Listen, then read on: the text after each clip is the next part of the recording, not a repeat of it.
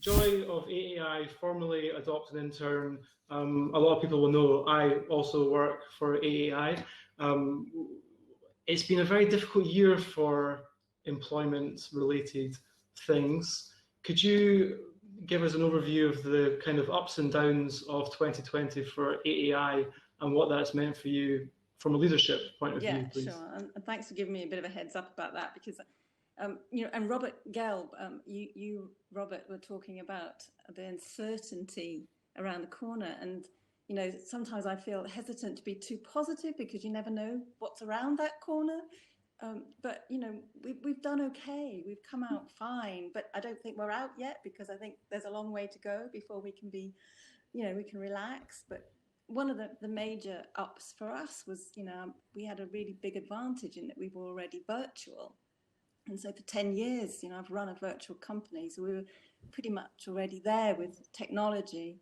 And we also, on a positive front, were able to advise others on how to work remotely, which felt quite good during those early days. And I think a down might be that we couldn't quite get together for meetings, and that was not easy for us, not to have that human contact. But like many others, we weren't alone in that. And for me, I think we're a flexible company anyway, but I've had to make sure that we were consciously flexible by bringing that into daily discussions. And issues, I mean life. So, my team are all working from home now, but now they've got their partners at home and their kids at home, their dogs and cats. So like you said earlier, we're having meetings with dogs on laps and children speaking to us. Now, I love it. I absolutely love it. And it's all part of adapting, isn't it? That wonderful process of keeping a team cohesive in difficult circumstances. Is that? Yeah, and as you're saying that, my dishwasher's going crazy in the background. I don't know if people can hear that, but yeah, the wheels are falling off our kind of professional personas that a lot of people were maybe hiding behind, and I think that can only really be a positive.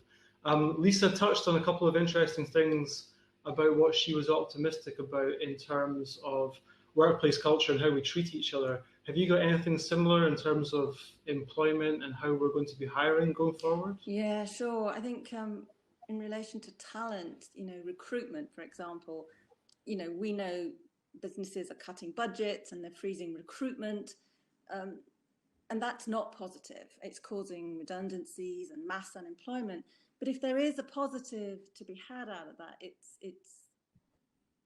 if you're looking for talent right now, because it's the right time to invest, simply because there's an awful lot of talent out there.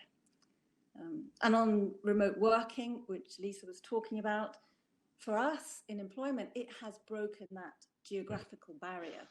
Businesses have now learned remote working can be done, and they're going to save money. They're probably going to downsize, they're going to stop renting a building or rent less of a building, but it means they'll use that money to employ more people, and those people will be working at home. And working at home means that the employment net is wider. So people like disabled people who couldn't travel to work can now work from home. Women perhaps who've been looking after children and couldn't leave their house can now work from home. So it's opening up some wonderful opportunities there. And I think also, just to end, communities, Anna mentioned that so nicely earlier, that's another positive, and government have been pointing out the communities that are struggling. So for us, we've always looked after minority ethnic people in employment, and government acknowledged that they were having a real issue through COVID because they were so susceptible to the disease. And so they stepped up, and we even got some funding and devised a special project to help them. We helped them with resilience and employment prospects, because they are a very talented community.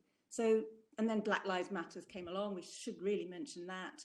And that made people sit up and think, and it broke down even more barriers. So diversity and inclusion is now back on the agenda, because it's certainly left it for a long time.